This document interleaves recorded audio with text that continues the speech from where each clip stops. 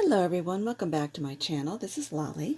I wanted to talk today about this die from Sizzix from Eileen Hull, and it's called Scoreboards Extra Large. Extra large, you can see how long this is, and you need the extra long cutting plates from Sizzix for your big shot to do this. You can get by without it. I think Amira has shown one like that. So what it has is two covers, the spine and pages for a junk journal, and this is an example of what you can do with it.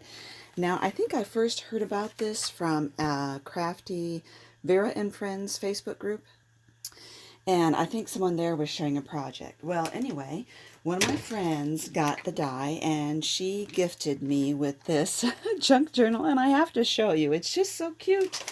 And she has given me permission to share what she made. So let's see if I can just zoom in a little bit here.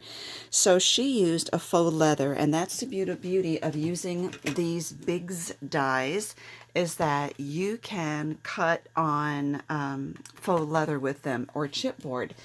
So here's what she did, and she made a hot pink one, and she laced it. Isn't that cute? With like organza ribbon.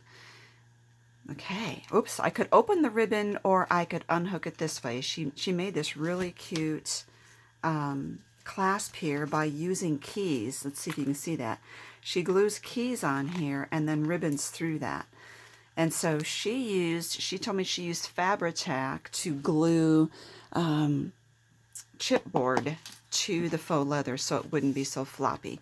And let's see if you can see right here is where the spine is, right there. You could also use it, put elastics around it like a traveler's notebook. So I just want to do a quick little flip through, and she's just very creative with her junk journals, and I just think they're so adorable. A lot of coffee stain papers, and listen, don't you love crinkly papers? Look at this. It's a very, oh, I love this tag, and it's zigzag stitch on. She's got a fabric pin right there, garment pin. This is all vellum. I wanted to say Velcro. Look at these various papers. Cute. So she does not usually like me to give her name. So I'm just going to say it's a very sweet and crafty friend of mine that did this. Quilting Guidelines. She's really good at this coffee staining and tea staining. Very good. And this is an actual tea bag that she has stamped on. How clever. So that's the end of the first signature. Now, I've been asked before, why do I call them signatures? That's what they are called. I know a signature also means signing your name, but in this case, a signature also means a stack of papers that is sewn into a book. Aw, gave me an L there. Very cute. Look at this itty bitty paper clip. Very cute. She has a lot of quilting instructions in here. Remember, and love this. Oh my goodness, these are so cute. These little tabs. Oh, they're little folders. How sweet. This is the center of this one. She's got another one of those fabric tags there. So this is just very small. You could hold it in your hand very comfortably. It's just so adorable, this die. And look, this is even, she used a die to cut something out, and this is the negative around it. How cute is that? Very talented. Now this is amazing. I know she's got one of these pen nibs here, an ink splatter, and this feather. It's amazing. Very chunky little straight pin there. Oh, wax seal. Look at these tiny envelopes. Hugs enclosed. Oh, it's so cute. How sweet. Lots of vintage papers in here. Oh my goodness, she is so good. And look at this. And we're coming up on the end. That's It's really nice vellum. Oh, and there's what she cut out. Oh, there was her name.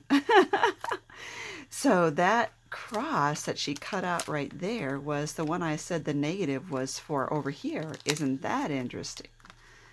Very cute. Okay, let's connect this. What I want to show you too is she has collected many different, let me zoom back out. She has collected many different faux leathers and was sharing with me some from each of her collections. So she gave me 2 of these cream ivory colors. So she gave me the front cover, the back cover, and the spine. So I just want to show you what these look like, but it's probably hard for you to see on this background, so I will show you. And then she gave me these. These are really soft. This is pearly. And here's the set of the pink ones. You can see these a lot better. So you got a front cover, a back cover, and then see the holes, they just punch right out because they're cut out. So you just glue that on. There's the spine, and there's the cover. Oh, look at these. Kind of not a coppery, what's the color I'm thinking of, and not gold. Ah, and look at these green ones. Now, let me go get my faux leather. I had gone to Joann store and picked up this, and this is like a dark forest green faux leather, and it was in their, you know, I always get their fabric scraps.